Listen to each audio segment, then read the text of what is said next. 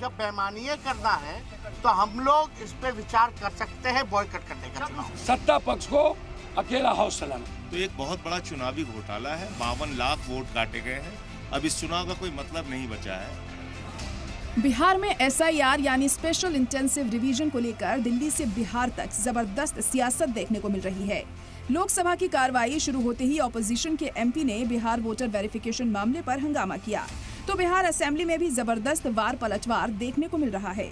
संसद के बाहर मकर गेट पर लगातार तीसरे दिन एहतजाज किया गया, जिसमें सोनिया गांधी भी शामिल हुई, तो प्रियंका गांधी ने खतरे में जमहूरियत लिखा पोस्टर लहराया। इस बीच बिहार असेंबली के बाहर RJD लीडर तेजस्वी यादव के बयान से सियासत और गर्मा गई है। तेजस्वी यादव ने जहां बिहार चुनाव बॉयकॉट करने का इशारा दिया है, तो वहीं लोकसभा में ऑपोजिशन लीडर राहुल गांधी ने भी इसकी हिमायत की है। सब कुछ तय हो ही गया है कि भाई बेईमानी करना ही है, खुलेआम बेईमानी करना है, वोटर लिस्ट से लाखों का नाम काट देना है। और यही लाखों वोटर जो थे मोदी जी को वोट दिया, कई सरकारें चुनी, तब ठीक था। अब ये अचानक से गड़बड़ कहां से हो गया, यही तो सवाल पूछा जा रहा है। यानी सरकार के लोग आज खुद ही कह रहे थे कि भाई हम फर्जी चुन करके आए हैं और फिर से फर्जी चुन करके आएंगे। तो जब बेईमानी करना है तो हम लोग इस पे विचार कर सकते हैं बॉयकॉट करने का चुनाव। नहीं, मैंने जो कल बोला था, देखिए ये बहुत सीरियस मैटर है। Election commission is not functioning as the election commission of India. Today they've made some statement. This is complete nonsense, right? The fact of the matter is that election commission is not doing its job. Now we have concrete 100% proof of election commission allowing cheating in a seat in Karnataka. Not 90%.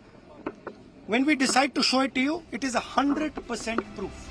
Tejashwi Yadav और राहुल गांधी के इस बयान पर हंगामा मचना तो लाजमी था। BJP MP Ravishankar प्रसाद और राजीव प्रताप रूढ़ी RJD पर अभी से ही चुनावी मैदान से भागने का इल्जाम लगा रहे हैं। मेरा कहना है, हम मान के चले पहले ही हार गए क्या? कम ऑन यंग मैन, मैदान में आओ, वहां तय करेंगे। इससे दो ही तथ्य उभर के आते हैं। या तो वो समझ गए हैं कि आने वाले दिनों में उनकी हार सुनिश्चित है, तो वो पहले ही किसी बहाना बना के तेजस्वी जी मैदान से अलग हो जाना चाहते हैं, या इसमें कोई बड़ी राजनीति करना चाह रहे हैं। लेकिन मेरे समझ से उनको प्रत्यक्ष रूप से दिखने लगा है कि चुनाव की बड़ी हार दिख रही है। शायद यही कारण होगा।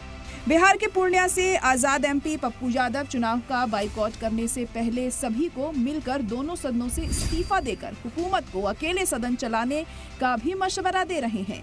तो वहीं आम आदमी पार्टी के MP संजय सिंह का भी मानना है कि ऐसे में चुनाव का कोई मतलब ही नहीं है। हमारा विश्वास सर्वोच्च न्यायालय के साथ है, हमारा विश्वास इस सदन के साथ है। हर कीमत पर सदन में हमारी बात दबाई जाएगी तो सर्वोच्च न्यायालय है, वहां तो नहीं दबाई जाएगी ना। और जब सारे रास्ते बंद हो जाएंगे तो हम चाहेंगे कि जो बात तेजस्वी जी ने कहा है, सुझाव दिया है, वो तो अंतिम प्रक्रिया है। पहले हम सब लोग मिलकर लोकसभा और विधानसभा से इस्तीफा दें और सत्ता पक्ष को अकेला हाउस चलाने दें। SIR पूरी तरीके से ऐसा प्रोसेस है जिसको कोई पूरा ही नहीं कर सकता। सुप्रीम कोर्ट का जज कह रहा है, वो कह रहे हैं साहब हम जितने कागजात आप मांग रहे हो वो नहीं दे सकता हूं मैं। तो जब सुप्रीम कोर्ट के जज वो कागजात नहीं दे सकते, आप जन्म प्रमाण पत्र मांग रहे हो, माँ बाप का जन्म प्रमाण पत्र मांग रहे हो, परिवार का जन्म प्रमाण, कहाँ से लाएगा गरीब आदमी? तो एक बहुत बड़ा चुनावी घोटाला है। 52 लाख वोट काटे गए हैं। अब इस चुनाव का कोई मतलब नहीं बचा है। बिहार में ज़ेर इख्तिदार पार्टी JDU के सांसद राजीव रंजन RJD पर जालसाजी पकड़े जाने का इल्जाम लगाते हुए पहले ही चुनाव हार मान लेने का इल्जाम लगा रहे हैं। तब की हार मान लिए, उनको लग रहा है कि चुनाव हार जाएंगे।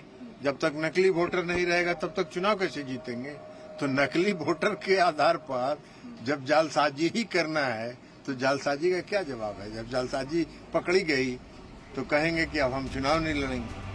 कुल मिलाकर RJD लीडर तेजस्वी यादव ने जिस तरह चुनाव के बॉयकॉट करने का इशारा दिया है, उससे बिहार की सियासत नई करवट ले सकती है।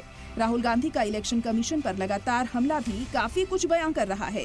तेजस्वी यादव के इस ऐलान के बाद से अब सभी की निगाहें अजीम इत्तेहाद पर टिकी हैं कि क्या वाकई ऐसा हो सकता है या ये बयान सिर्फ पॉलिटिकल प्रेशर बनाने के लिए है। दिल्ली से सलाम टीवी के लिए नदीम अहमद की रिपोर्ट। तो जब बेईमानी करना है तो हम लोग इस पे विचार कर सकते हैं।